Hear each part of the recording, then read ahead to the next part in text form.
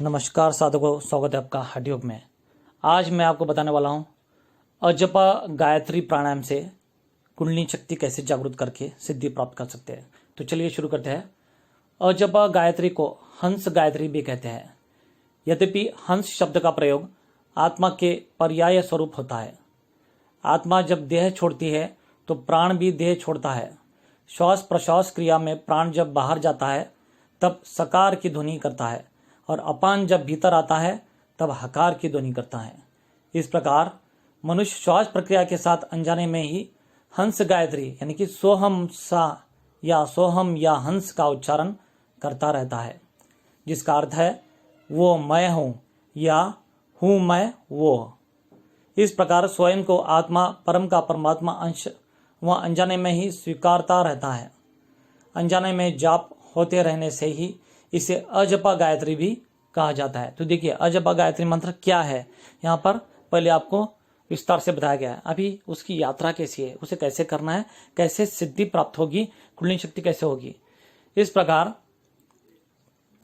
वहाँ जीव 21,600 हंस मंत्र औसतन जपता है, जिसकी कहा है सकारेण बहिर्याति हकारेण विश्वत्पत्ना हंस हंसोत्पन्ना मंत्र जीवो जपति मर्वदा षडशतानि तोहो रात्रे शस्त्रन्या कविशन्ति एतशंख्य वित्तम मंत्रम जीवो जपति सर्वदा। गोरख संहिता में कहा गया है, अर्थात यह जीव प्राणवायु सकार की ध्वनि से बाहर आता और हकार की ध्वनि से भीतर जाता है।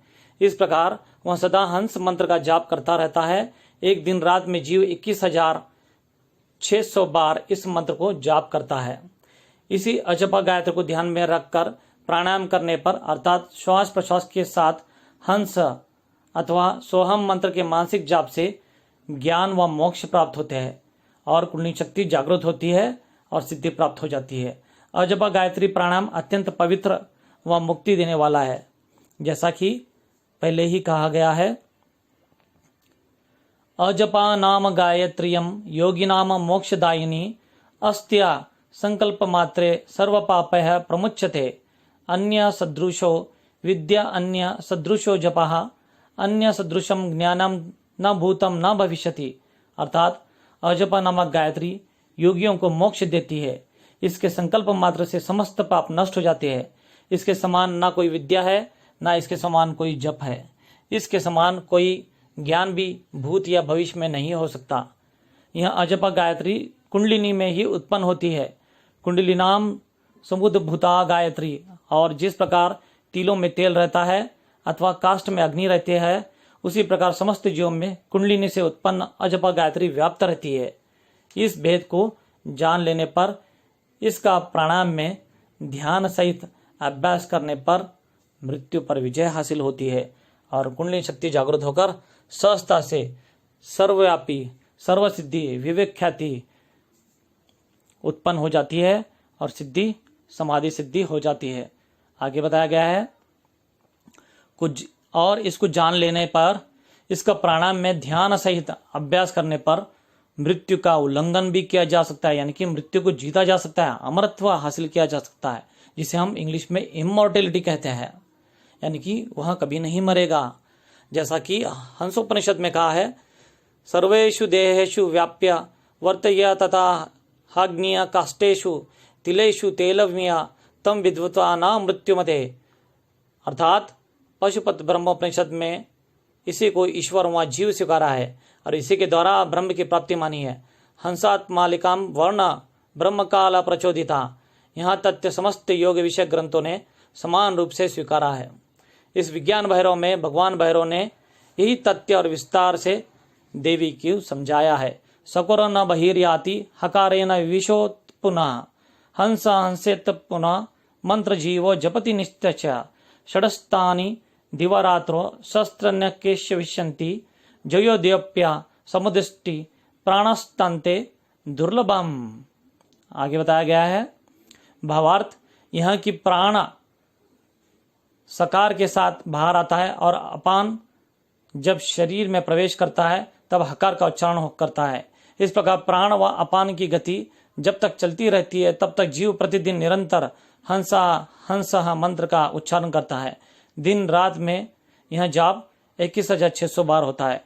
प्राणों के निकलते समय भी यदि इस अजप जाप के प्रति तन्मयता बनी रहे तो मोक्ष मिलता है, इसमें कोई संशय नहीं। यहाँ पर और आगे बताया गया है, एक श्लोक है जो विज्ञान भैरव से लिया गया है, जो कि वो भी एक योग का शास्त्रार्थ है या शास्त्र है या पुस्तक है, यूं कहिए। आगे उसका विस्तार से बताया गया है। हृदय से द्वादशांश तक जाने वाला प्राण और द्वादशांश से हृदय तक आने वाला जीव नामक अपान, यह परादेवी का उच्चारण है, यानी कि स्पंदन है। परादेवी ही स्वयं इसका निरंतर उच्चारण करती रहती है, यानी कि प्राण व अपान के रूप में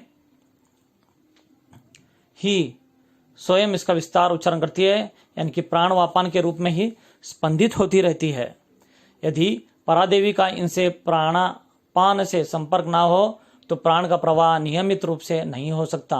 परादेवी के इस स्पंदन हंस के अजप मंत्र पर ध्यान करते हुए वहां भैरव की शक्ति की भावना करने से योगी में भैरव स्वभाव की अभिव्यक्ति हो जाती है अथवा उसका भैरव स्वरूप प्रकट हो जाता है। यहाँ परादेवी कहकर कुंडलिनी को ही पुकारा गया है, ध्यान में रखे। विशेषतः प्राण और अपान की गति जिस स्थान पर आकर रुक जाती है उसे द्वादशांत कहते हैं। दूसरे शब्दों में प्राण नासिका से बाहर, यानी कि 12 उंगल की दूरी तक बाहर जाकर गतिहीन हो जाती है और अपान हृदय से 12 अंगुल नीचे तक आकर रुक जाता है। प्राणायाम के अभ्यास से यह दूरी तिगुनी 36 अंगुल तक बढ़ाई जा सकती है। इससे अधिक दूर गया प्राण फिर वापस नहीं लौटता। यहाँ एक प्राणायाम के उच्च अभ्यासों से, यानी कि अभ्यासों में रखी जाने वाली सावधानी भी है, ध्यान से सुने।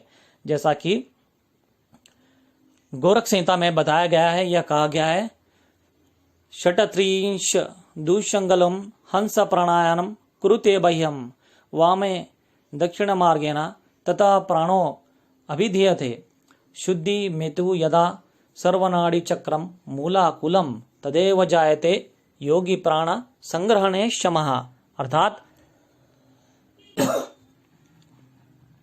प्राणायाम रूप हंस बाएं व दाएं मार्ग में 36 अंगुल बाहर निकलता है तथा वायु को ही प्राण कहते हैं। मल से भरी नाड़ियों के चक्र का शोधन प्राणायाम से होता है। अतः योगी को प्राणवायु को ग्रहण करने का अभ्यास करना चाहिए। आगे कहते हैं प्राण व अपान रूपी वायु को नासिका से, किससे, यहाँ पर बताया गया आगे विस्तार से। ये सभी अलग अलग योग शास्त्र से लिए गए हैं और आपको यहाँ पर पुस्तक का नाम भी मैं आपको बता रहा हूँ ताकि किसी को ऐसा ना लगे कि ये कहाँ से है, तो इसलिए यहाँ पर बता रहा हूँ। आगे देखिए, कहते हैं प्राण व अपान रूपी वायु को नासिका से, यानी कि नाक से 36 अंगुल तक, यानी कि 36 अंगुल जो बताया गया है वहां तक बाहर निकाला जा सकता है। इससे अधिक दूर निकल जाए तो उसे लौटाना कठिन हो जाता है और ना लौटने पर मरण निश्चित है। अतः वायु को ही प्राण की संज्ञा दी है। इसलिए शास्त्रों ने प्राण का महत्व सिद्ध करते हुए कहा है, प्राणो अपि भगवान ईशः प्राणो विष्णु पितामह प्राणेन धार्यते लोकम सर्व प्राणमयम जगतः। अर्थात प्राण ही भगवान शिव है, प्राण ही विष्णु और पितामह ब्रह्म है। सब लोगों को प्राण ने ही धारण कर रखा है। अतः हम संपूर्ण संसारी प्राणमय है। बहरहाल श्वास निश्वास के साथ होने वाली अजपा गायत्री पर प्राणायाम के समय ध्यान लगाना ही अजपा गायत्री प्राणायाम है। देखिए, ध्यान से सुनिए। साथ ही यदि द्वादशांश तक जाते प्राण व अपान पर भी ध्यान लगाया जाए तो लाभ शीघ्र व अधिक निश्चित हो जाता है। अर्थात अजपा गायत्री प्राणायाम के लाभों को पहले बता दिया गया है। तो देखिए, यहाँ पर मैंने विस्तार से बताने की कोशिश की कि अजपा गायत्री प्राणायाम से कैसे एक साधक सिद्ध बन सकता है, कुंडलिनी शक्ति जागृत करके, समाधि को सिद्ध करके, यानी कि विवेक की। बस इतना ही था। धन्यवाद।